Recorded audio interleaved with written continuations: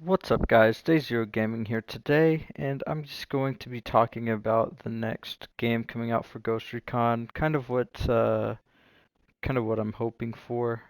So let's get right into it. So obviously they don't need any graphical upgrades, I don't think, especially for consoles, because the graphics look decent.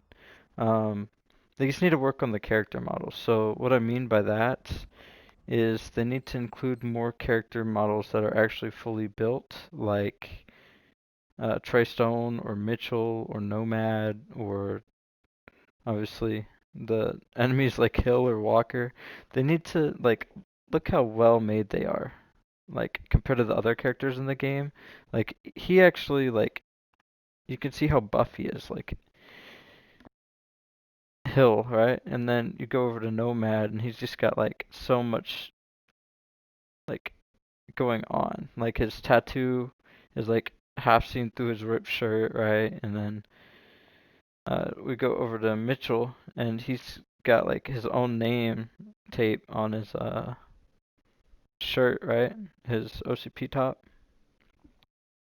And then yeah, he's wearing multicam. Of course, that's like normal, but then we go to Diaz, and even like her character is probably better modeled than Fury's, I believe. Grimm's daughter is also well modeled, but like if you make a Ghost Recon where like all the AIs like are detailed, I guess, like especially friendlies, and you need because like anytime you see friendlies running around, it's just like oh they're bots, you know what I mean? Like if you made it to where they're more personable and maybe they hit harder, then possibly like you'll actually rely on like the friendly faction to help clear out enemies. Not to the point to where, it ruins the game or whatever, but like this is just crazy like how well modeled the characters are. And then obviously the weapons. There's plenty of weapons in Ghost Recon and they're pretty customizable.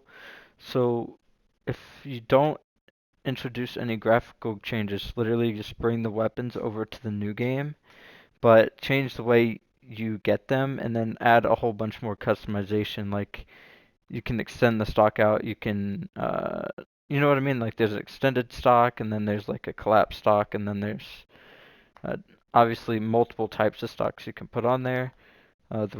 Utilize the rail system. Maybe put like sights differently placed on the rail, or change the position of the sight on the rail. Uh, that was a cut feature from this game actually, so I'd like to see that.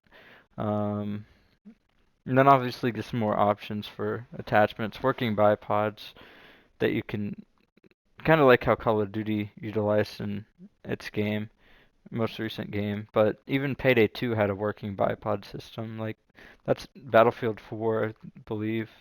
Games that are way older than Ghost Recon Breakpoint utilized those types of systems, so it'd be nice to see that. Obviously, use the. I feel like the drone system in Wildlands was better than the drone system in Breakpoint, so maybe just take that and then uh, upgrade the wildland system. Uh, but the fact that the AIs use the drones in Breakpoint was nice. Maybe keep a drone support tech on the team or whatever. Um, Linear or open world, I believe the story mode should be linear. Like, I think the open world completely messed with Ghost Recon Breakpoint. Like, on Wildlands, it was kind of. And on Conquest mode, it was really good. Like you were kind of contained to a specific area, you complete that, and then you move on uh, for each of the cartel leaders or whatever. But Breakpoint story is so like you jump all around the place. It's like a huge map. I believe it should be a lot more contained for the story, and then for online multiplayer or for your own free roam experience. You have the whole map, kind of like Metal Gear Solid 5 did. You have the mission, it has its mission parameters. You can't leave the mission parameters. Because you could be on a mission, but then like literally fly like 15 kilometers away, or even the mission will take you 10 kilometers away. Like I don't believe that should occur. You know what I mean? Like unless you're specifically going from point A to point B due to a story reason and you have enemies chasing you. Like if you're just literally flying over there, that's kind of a waste of time. So there's that. And then I also believe that the gear, there's lots of customizable gear in this game. It would just be nice if you could like customize it further. Like, is this ammo pouch open or closed? What kind of ammunition types are in there? You know what I mean? Or even have like you have to pick up ammo in the environment and you have to choose what kind of ammo you pick up and put in that pouch. That would be a little bit more towards the inventory management system, but I believe that's what Ghost Recon was made to be hard. It's not made to be easy, and I believe that's part of the issue with that.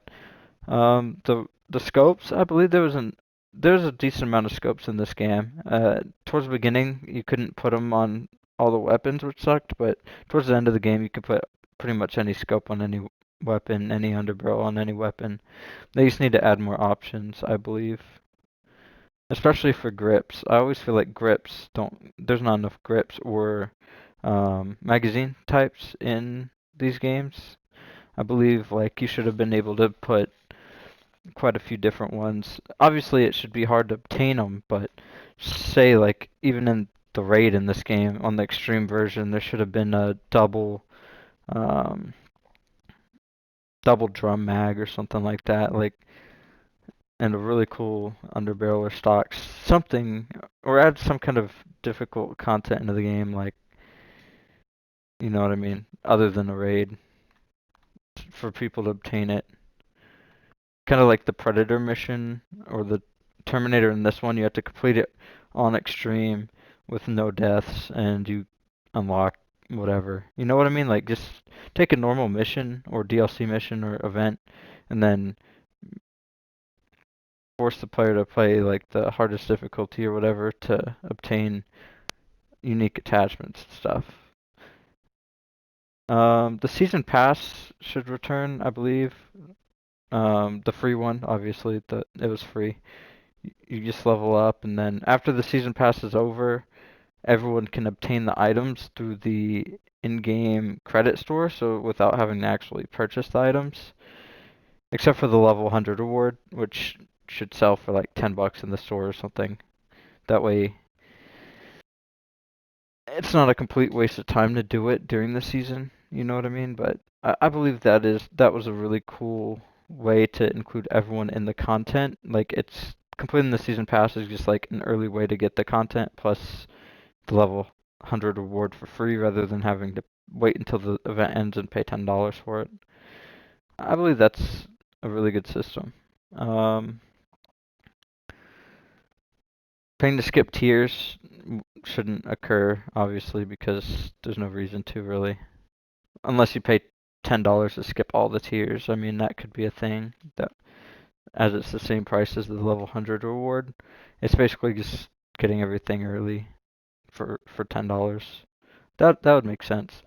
Um, Character models, I believe there should be a lot more presets like this, but then you should also be able to change customizations on the preset characters, which I understand they didn't have the time or resources on this game to do, but they should definitely introduce that in the next one. Like, if you could take this character right here and like change our headwear to different headwear, like to an actual helmet or something, that would be pretty cool. Or change our boots or whatever you want to do. Change the color of our uniform. That'd be pretty cool. So, or like put a hat on Hill, you know what I mean? Like, and it's been glitched. It can be done, but like I'm just talking about like base game features. Uh, Also the thing on her wrist, I just noticed she has like these little bands on her wrist. That's kind of cool. Watches or wristbands and stuff like that. That's a cool little addition that would add more to a character. You know, customizing the character. I don't think like to the extent of earrings and stuff like that. It's kind of not as decent, but you know what I mean. Like just more military and personable aspects. So I appreciate you guys for watching. I hope you enjoyed the video. This was my first discussion video in a while, so sorry if my audio is kind of messed up. I will listen to this and listen to the feedback and improve. So thank you guys for watching, and I will see you guys in the next video. Peace out.